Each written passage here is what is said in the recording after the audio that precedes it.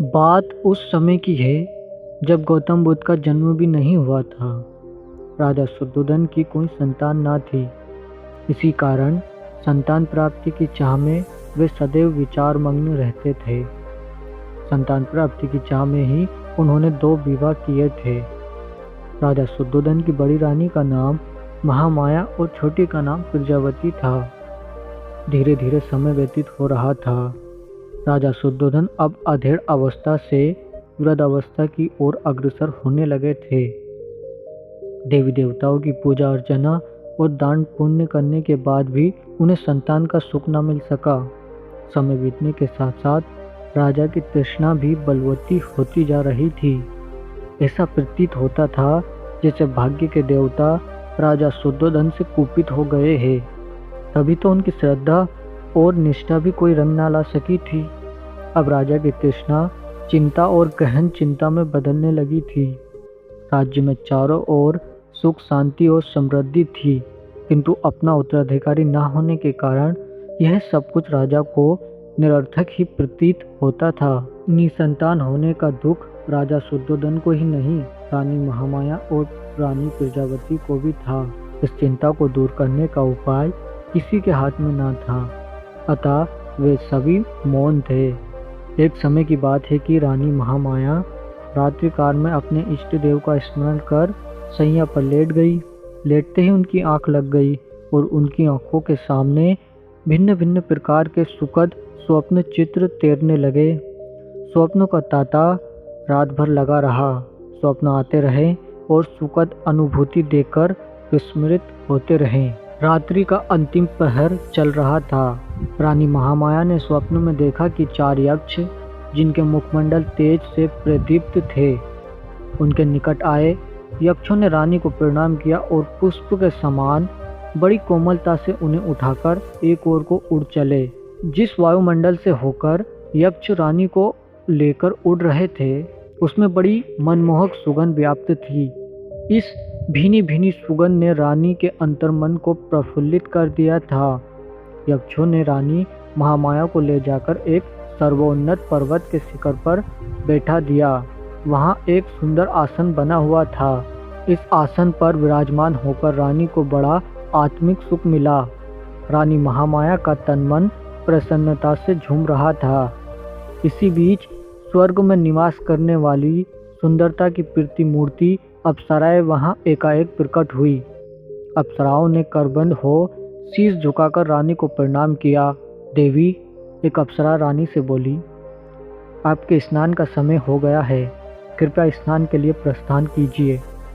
रानी कुछ ना बोली, उठकर उनके साथ चल दी। अप्सराएं रानी को ले मंगल गीत गाती हुई एक सरोवर के पास पहुंची। सरोवर अत्यंत सुंदर था और उसमें श्वेत कमल पुष्प शोभायमान थे। अप्सराओं ने रानी को ले जाकर सरोवर के मध्य खड़ा कर दिया और मल कर स्नान कराने लगी। सरोवर का जल रानी के शरीर पर पड़ते ही उनकी काया कंचन जैसी हो गई। इस दिव्य जल के स्नान से रानी का शरीर भी अप्सराओं के समान ही सुंदर हो गया।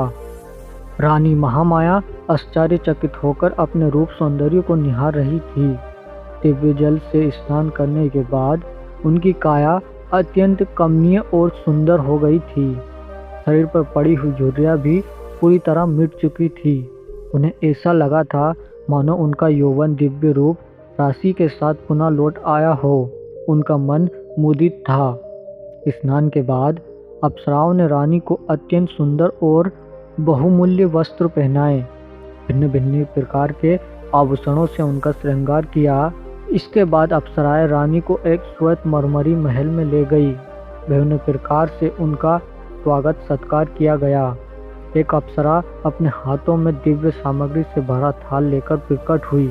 उस खाद्य सामग्री से स्वादिष्ट सुगंध उठ रही थी। उसने खाद्य सामग्री रानी के सामने प्रस्तुत की। जब रानी ने उसका स्वाद चखा तो उनका तन मन आह्लादित हो उठा। दिव्य खाद्य सामग्री खिलाने के बाद अप्सराएं रानी को महल के एक दूसरे कक्ष में ले गई। उस कक्ष में एक पुष्प सेज सजी हुई थी। अप्सराओं के आग्रह पर रानी पुष्प सज्जित सेज पर विश्राम करने लगी। उस सेज के सामने ही रानी को एक स्वर्ण सेल और उस पर मंडराता सुंदर हाथी अपने अत्यंत निकट प्रतीत हुआ।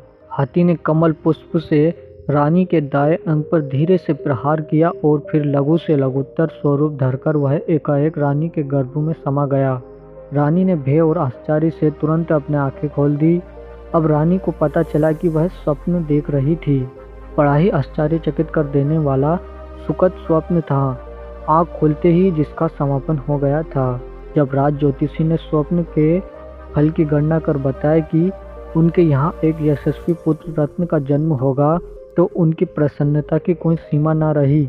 राज ज्योतिषी की घोषणा ने जैसे राजा, रानी और प्रजा के ऊपर से चिंता की कालिमा को समाप्त कर दिया था। राजमहल में छाया सन्नाटा धीरे धीरे सिमटने लगा था। ज्यों-ज्यों रानी महामाया का गर्भकाल पूर्ण होने की ओर अग्रसर हो रहा था, त्यों-त्यों राजमहल में प्रसन्नता बढ़ती जा रही थी। अब गर्भकाल लगभग पूर्ण होने को था। उस काल की प्रथा के अनुसार रानी अपने प्रथम शिशु को अपने माता पिता के गृह पर ही जन्म देती थी। इसे अत्यंत शुभ माना जाता था। ऐसा ही विचार कर रानी महामाया को उनके माता पिता के पास भेजने की व्यवस्था की गई, ताकि वे प्रथम शिशु को वहीं पर जन्म दे सके। राजा की आज्ञा से एक सुंदर रथ को फूल मालाओं और मोती मणियों से सुसज्जित किया गया। उस रथ में रानी के साथ उनकी प्रिय दासियां और परिचारिकाएं बैठी। रथ के आगे आगे 6 घोड़ों पर सवार योद्धा सैनिक चले और इसी प्रकार पीछे भी घुड़सवार सैनिक चले। धीरे धीरे रानी का यह काफिला आगे बढ़ा जा रहा था कि लुम्बिनी वन के निकट रानी को तीव्र प्रसव पीड़ा होने लगी। परिचारिकाओं के कहने पर रथ को लुम्बिनी वन में ही एक उचित स्थान देखकर रोक दिया गया। वैशाख मास की पूर्णिमा थी। गगन पर पूर्ण चंद्र जगमगा रहा था। लुम्बिनी वन का कोना कोना जैसे चंद्रमा की शीतल चांदनी में अपनी मधुरिमा के साथ शोभायमान हो रहा था। इस वैशाख पूर्णिमा को जैसे सदियों से लुम्बिनी वन में इस महान घटना के घटने की प्रतीक्षा थी, और प्रतीक्षा की घड़ियां धीरे धीरे समाप्त होती जा रही थी। यह घटना ईसा से लगभग 564 वर्ष पूर्व की है। रानी महामाया प्रसव पीड़ा से आकुल लुम्बिनी वन में पुष्पों से आच्छादित वृक्ष के नीचे विश्राम कर रही थी। परिचारिकाएं उनकी तरह तरह से सेवा शुश्रूषा कर रही थी। प्रकृति द्वारा निर्धारित शुभ घड़ी और शुभ पलों में रानी महामाया ने एक सुंदर स्वस्थ शिशु को जन्म दिया। शिशु के जन्म की शुभ सूचना तुरंत कपिलवस्तु भेज दी गई। कपिलवस्तु में राजा शत्रुधन और रानी प्रजावती के खुशी की सीमा न थी।